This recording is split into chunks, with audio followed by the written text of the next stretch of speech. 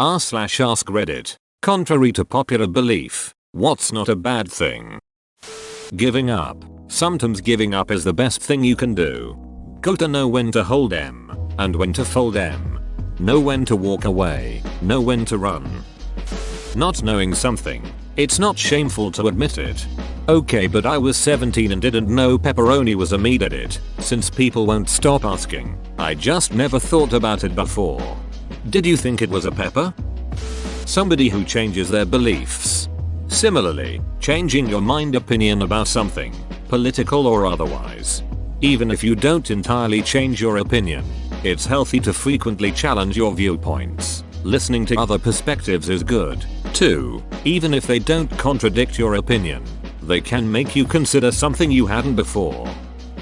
Saying no when someone asks you to do something that they're entirely capable of doing. Ugh.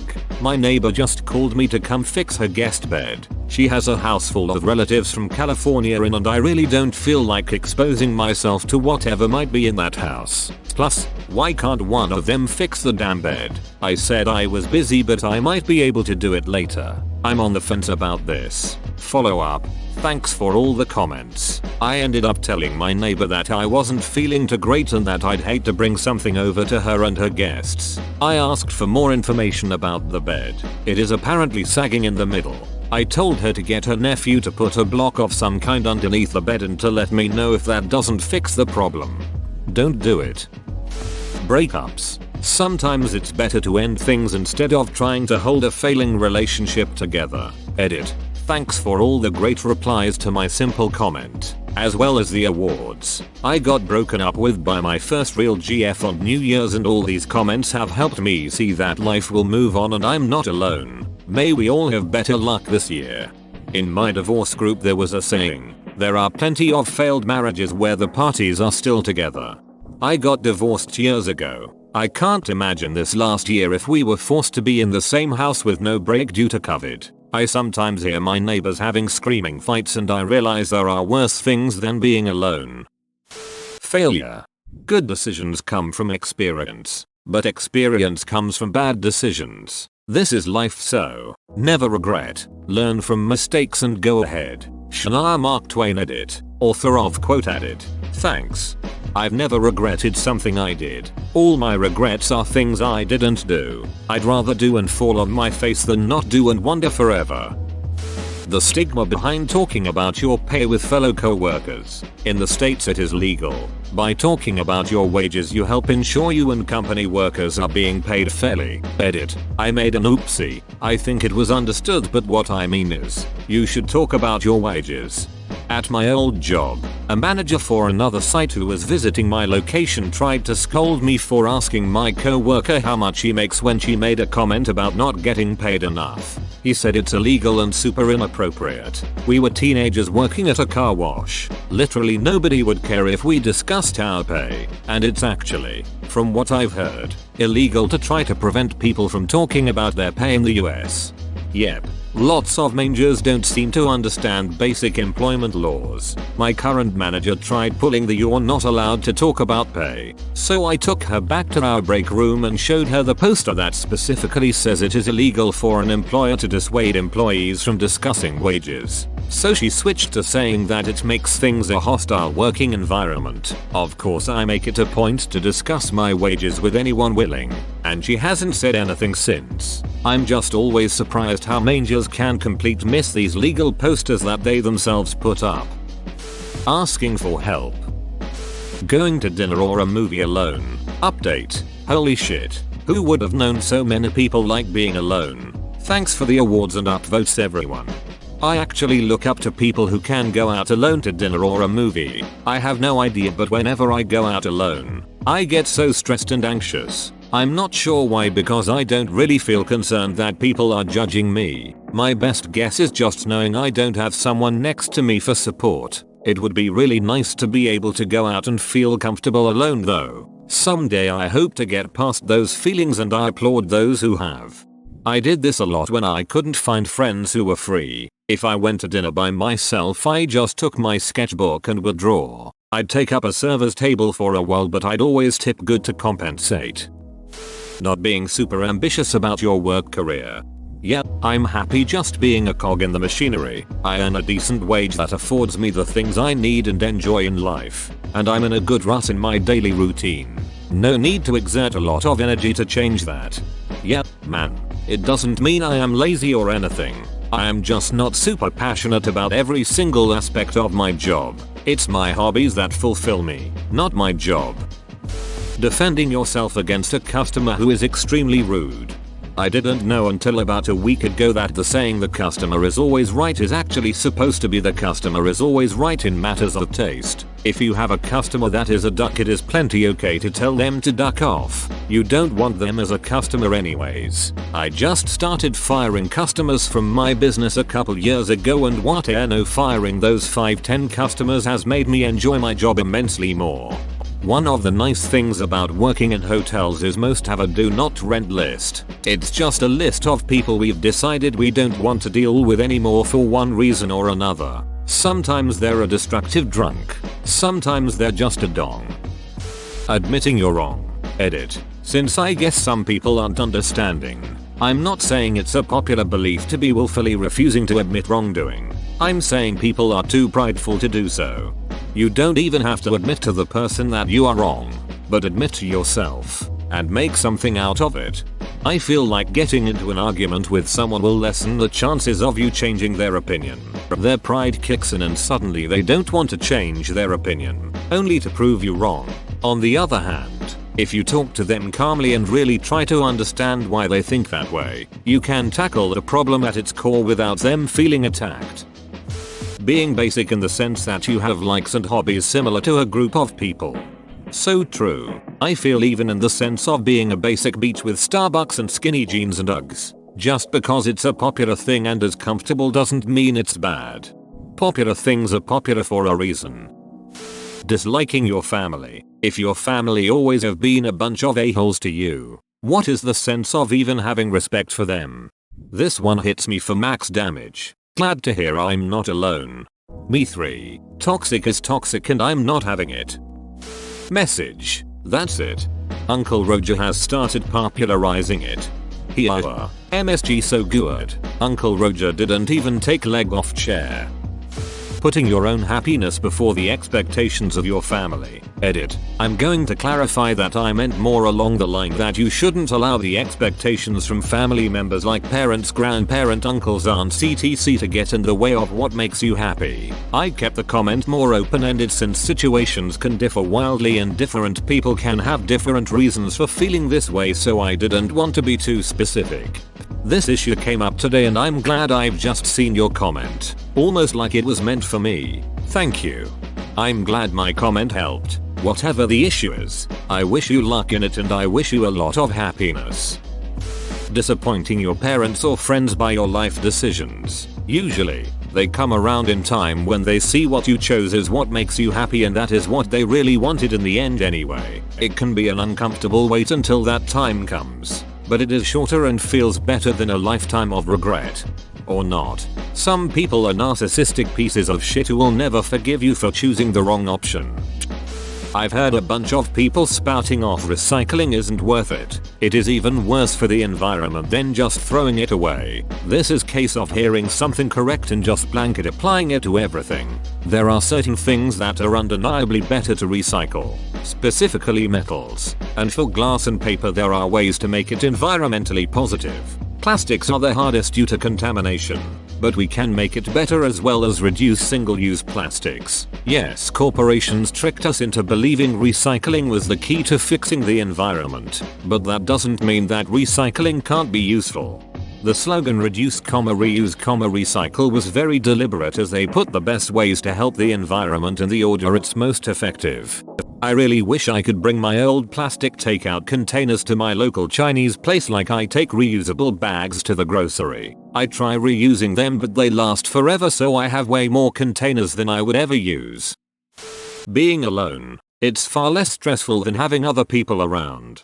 I wish I was like this, but for me being alone for too long leads me to feeling lonely, depressed and unfulfilled. Anything in excess is detrimental. You have to find a personal balance. Liking vanilla sex. Edit. Thank you kind strangers for the awards, support and words of encouragement in the comments below. Nobody deserves to be shamed based on their personal preferences. I feel the hardest part is squeezing your dong into the little pod without destroying it. You can wrap a few pods around and go to town that way, but it's just not the same. You could go the imitation vanilla flavor route and use a beaver.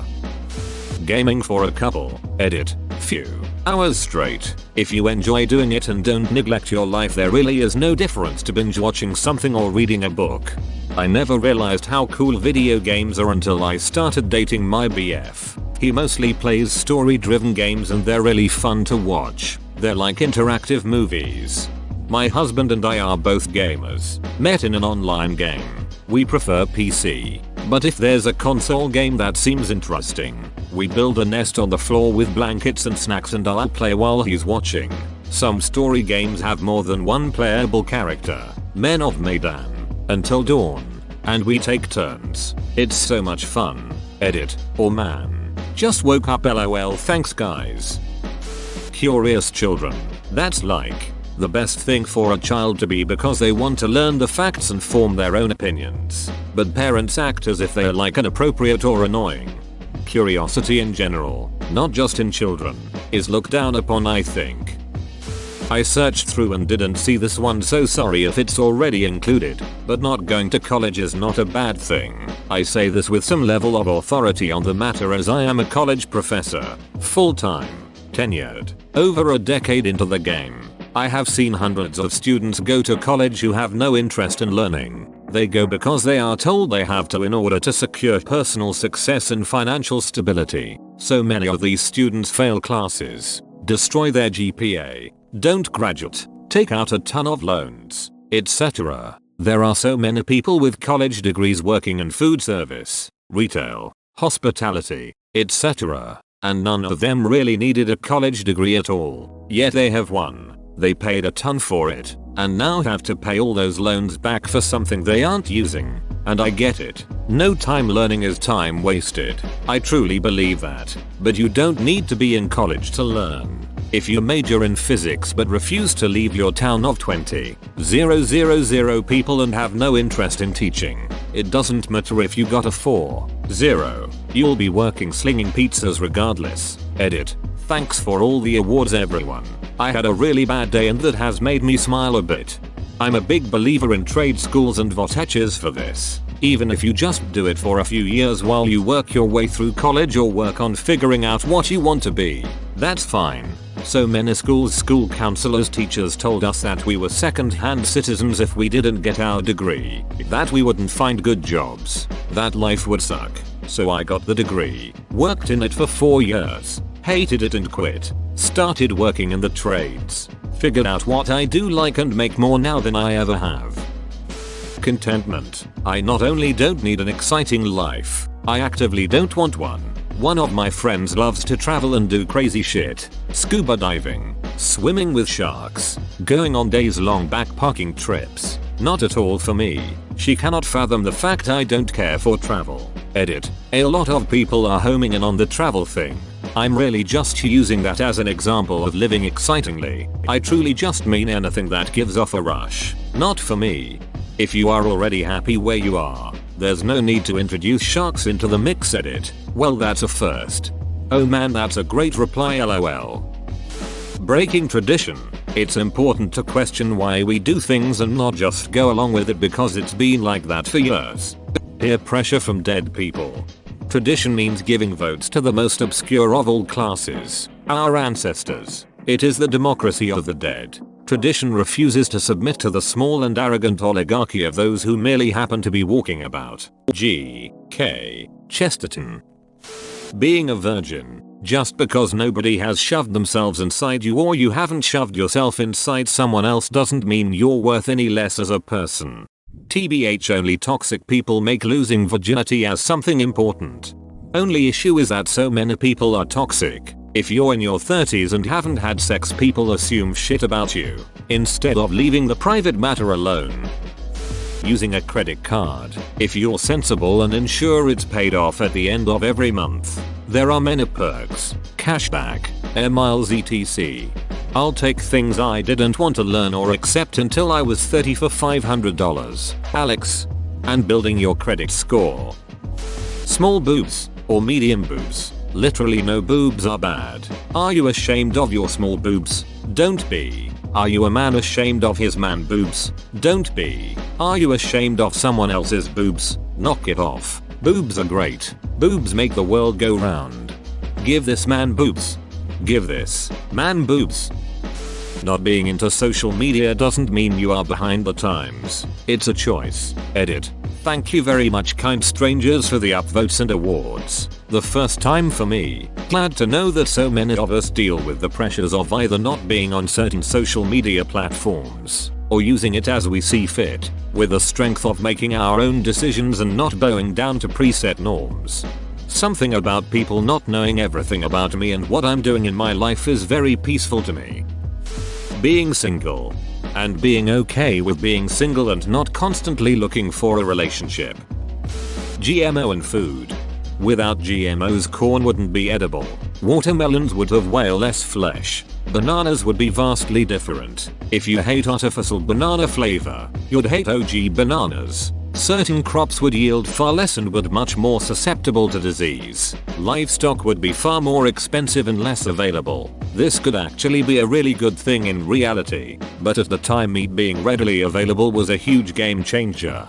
Thank you. Broccoli doesn't even exist in nature. It's a GMO. Yet people don't fearmonger about it because most haven't realized it. The panic around GMOs is based on the appeal to nature fallacy. Edit. Many people have correctly pointed out that broccoli was selectively bred into existence by humans and does not count as genetically modified under most definitions. This article about what counts and what doesn't is really interesting. https://davis-edu/blog honest discussion labeling Moss. Thanks to everyone who corrected me, and I apologize for posting the initial misinformation. Not wanting to have kids. Introducing an entire human life into the world where it heavily depends on you physically, emotionally, and financially for over a decade is a huge deal that people should absolutely put a lot of thought into. Yet many people do it simply because that's just what you do and babies are cute. And then they're constantly complaining about how it's suddenly hard being a parent. Parenthood isn't for everyone. It's a huge decision. People should treat it as such instead of acting like it's a trend. I wish society would quit looking down on those who choose to live a more quiet and stable life instead. According to someone close to me, not having an opinion about something important to them is being rude and inconsiderate. I just think that I don't care about what they care about. It isn't important or offensive to me, so I don't care about it one bit. I'm not sure how to categorize this, but this bugs me about people.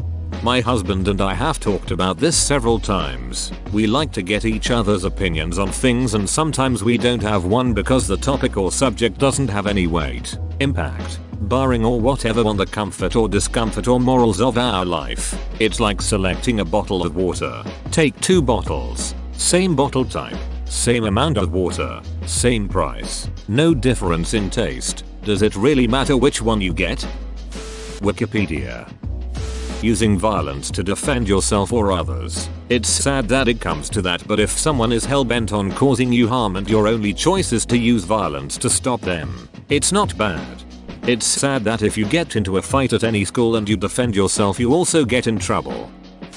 Being frugal. To a point. I think being able to control spending habits, save money, and being able to assess what items are necessary versus excessive in one's life is often overlooked in a consumerist society. Until this year, I was using my iPhone 4 happily. Friends and family would constantly make jokes about my ancient phone and how I am just too cheap to buy a new one. The truth was that it was still working fine and fulfilling all the needs I had for a phone. So why spend money to replace something that is still working? Note, I am not advocating for the extremes of this like my previous roommate who refused to turn on our AC or heating.